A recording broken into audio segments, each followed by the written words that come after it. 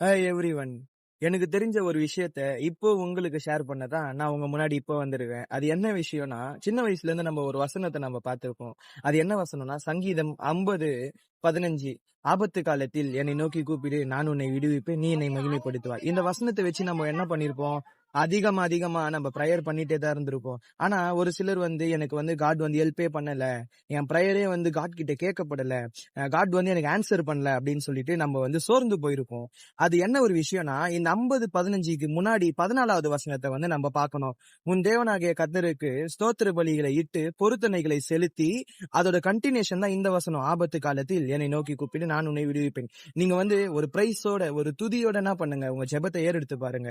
கடவுள் உங்க ஜெபத்துக்கு கட்டாயமா என்ன பண்ணுவாரு, பதில் தருவாரு.